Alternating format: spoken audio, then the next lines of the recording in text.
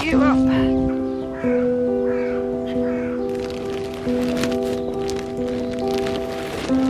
Good morning everyone, welcome back to my Allotment Diaries. My name is Emma, these are my Allotment Diaries.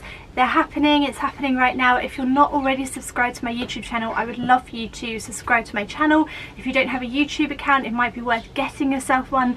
And if you click the little bell, then every time I post a video, it will give you a notification basically, so you'll never miss one of my lovely episodes.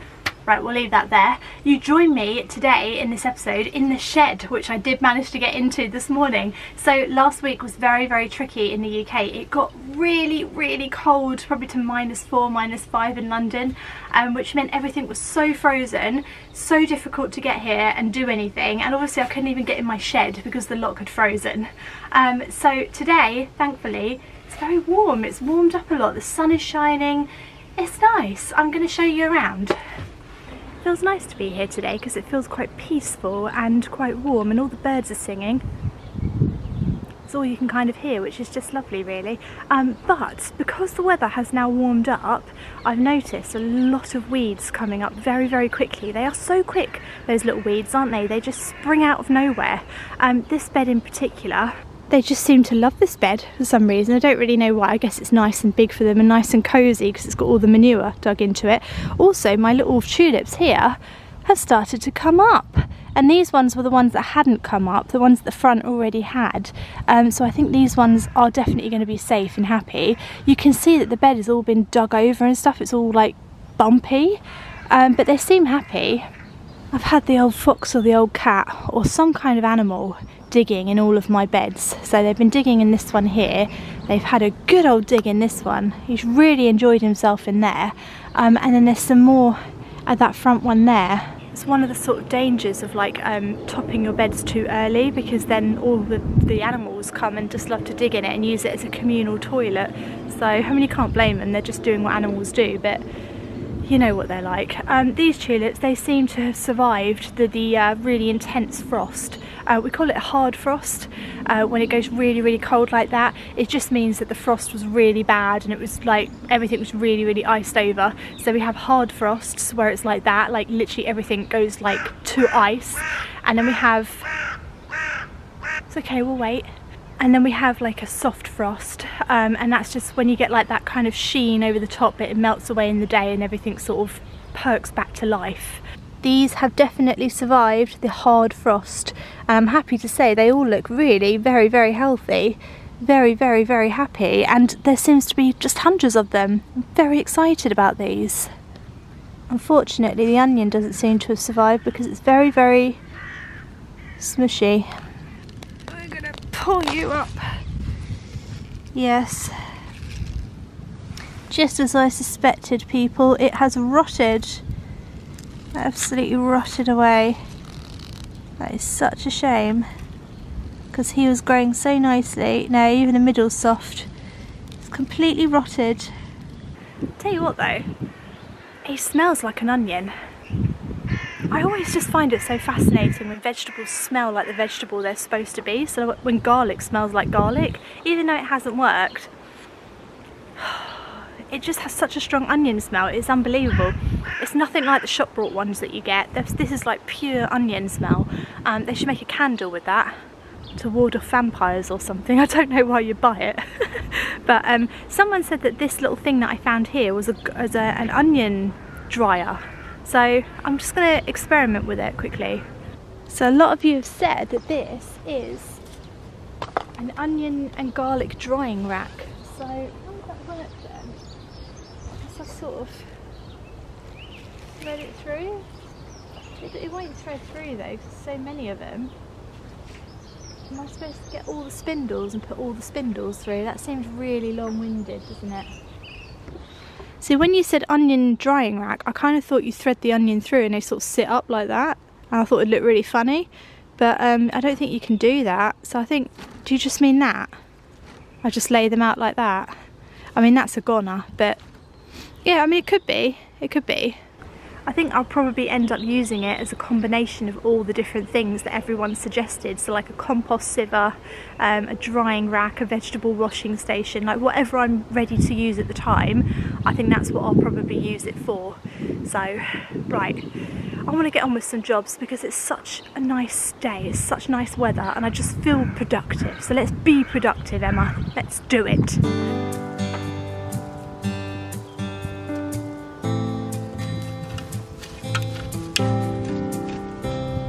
Tulips there. Oh crap, I planted tulips there. Why do I keep forgetting where I'm putting stuff? Guys, come on, I should be better than this now. Oh no. I'm going to throw a big bag of compost on this, I think.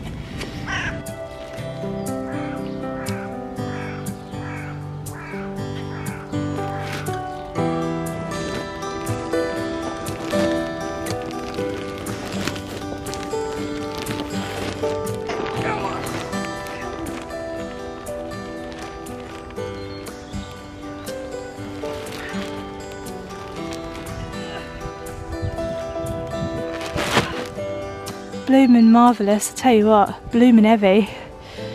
That's what it is. I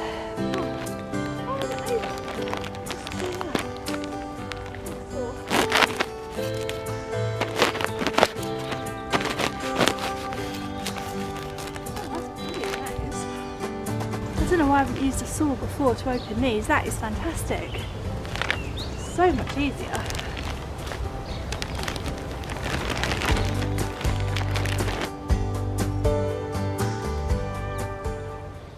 So essentially what I've just done is I've just mulched that bed.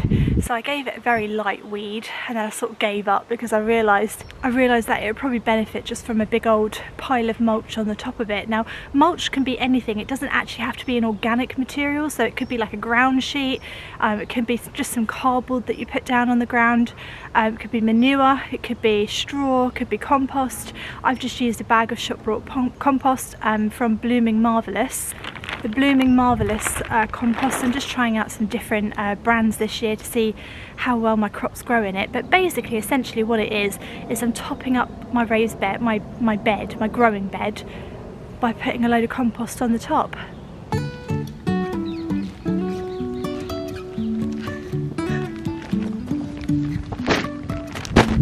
Life is a winding road, no telling where it goes. Driving through days and nights, won't stop for traffic light. So, why do we mulch? Well, firstly, because it helps with weed prevention, so it basically smothers out all of the sunlight and it just smothers the weeds. So it's really good for weed control, just putting a nice big layer of mulch over the top stops the weeds coming up. Secondly, it's really good at water retention, so you're basically putting a blanket over your raised beds or over your growing bed, which helps to retain all the water, which is really good for your plants. And thirdly, to add some much needed new nutrients to the soil, which hopefully will pay off later on because your crops will get a nice big healthy feed by having some nice new nutrients in their compost. So those are the three kind of main reasons why we mulch our raised beds or growing beds. I keep saying raised beds, but you might have noticed some of my raised beds have now turned into just growing beds. I don't know what the opposite of a raised bed is actually. I just call it a growing bed, but I don't know if there's an opposite of a raised bed. A low bed? Never heard anyone call it a low bed before, but that's the most logical one, isn't it? I don't know.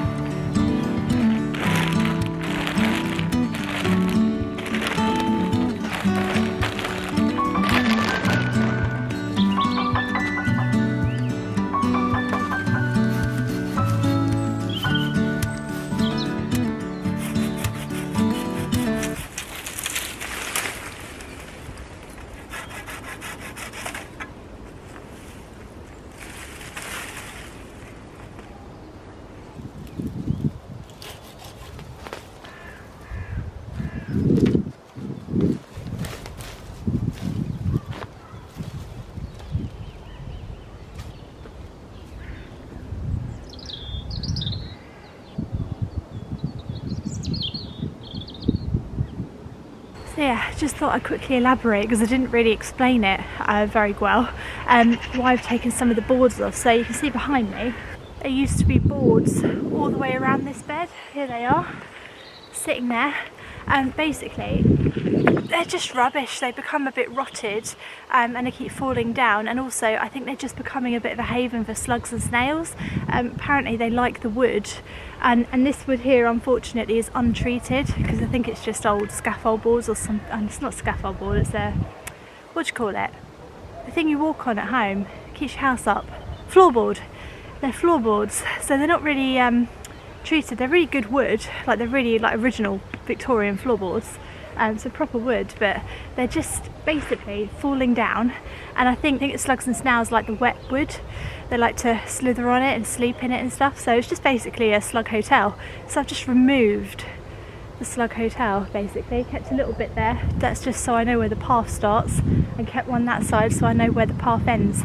That's it really. Making my way through all the beds and giving them a little bit of a weed with this hoe. One of the best things that I ever got was this hoe. It's so good for just killing the weeds straight away.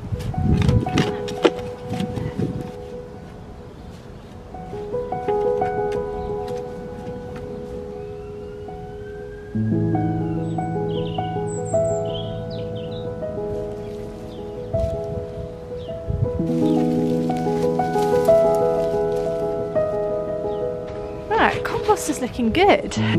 Compost is looking good. I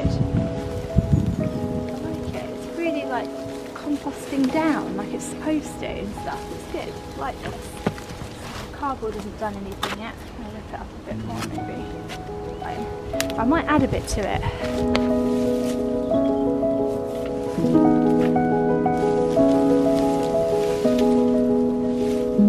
Doesn't look so good yet, but hang on, hang in there people, because you just chop it up.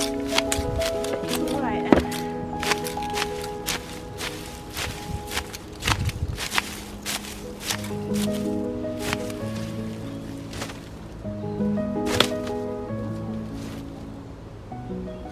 Right, we're in the tunnel now. We're in the tunnel. It's looking lovely in here actually. It's all mulched. So everything's just looking really nice and healthy. I was just in my shed and I've just found one more bulb of garlic, which I haven't planted out. I think I was going to take it home and do it, but I just sort of never did, and it seems a waste. I don't think I'll get round to doing it at home, so I was just going to whack it in the polytunnel, see how it does in here. I don't think it'll affect any tomatoes or anything, so I'll just whack it in, I think. Why not? It's always good just to keep whacking stuff in when you find it, because you never know what's going to work and what's not going to work. So the more you whack in, the more chance you've got of something growing. So what I might do is just do a couple of rows at the back there. Isn't garlic weird? So garlic is actually a garlic bulb, and you plant the individual cloves and it grows into a garlic bulb. Isn't that weird? Like when you think about it, isn't it weird? Please somebody tell me you find it weird. So it goes, that way is the roots and that way is the top. So pointy end up, flat end down. I think, like I said, sometimes when I say things, that's not the right way. Right, I'll just put them in the hole so I can see where I'm putting them. This is a whopper. I wonder if the bigger cloves mean it's going to grow into a bigger bulb. Or I wonder if it just means nothing. Interesting, interesting. I make you think on this channel, don't I? I do make you think. We won't go garlic crazy. Like I said before, we're not warding off vampires at this plot anytime soon. But if there was a vampire, let's just say it would struggle to survive at my allotment right now. Let's just say that. I don't think they're supposed to be planted that deep, but at the same time I think they'll figure it out. So I don't like to get panicky about depth and stuff, because I just think plants know what they're doing and they just grow, don't they? They figure it out. They figured it out for centuries before we even walked the planet. You know, before the first starfish came out the sea and grew legs, you know, garlic was growing everywhere. So, you know, garlic already had its life sorted out. So Who are we to come in and tell garlic how it's supposed to grow? It knows, guys, it knows. Right, I don't want to go garlic mad, so like I said, we'll just leave it at that. I actually don't remember how to plant garlic. I think this is how you do it. Like I said, it knows, it knows. Okay, great. This thing here is growing really well, isn't it? I think this is a kale. He looks beautiful. Gorgeous colour. Do you know what? I came down to my plot today completely unprepared because I did not realise the weather would be this nice. I didn't realise it'd be this sunny, and I didn't realise I'd feel this good. So I didn't bring very many jobs for me to do here. I think what I'm going to do next time I come is plant out my broad beans. I've been growing them in pots at home. They're now about that big, that tall, so I reckon they'll do all right now out in the wild, basically. I think they've grown up enough. So I'm going to be doing that in my next vlog. Do join me if you're around on Wednesday. I put these vlogs up at 5 PM now, UK time. Don't know where we are. Is it GMT time? Don't know. I won't go there. But 5 PM UK time, and Mondays, Wednesdays and Fridays. So do subscribe if you're new, if you want to watch somebody figuring out their allotment plot. And let me know how you're going on your plots. Are you there yet? Are you doing jobs? Are you enjoying the sunshine and getting out here? Because if you're not, you should. It's definitely warming up and feeling good. I'll see you next time. Thank you so much for watching, guys. Bye.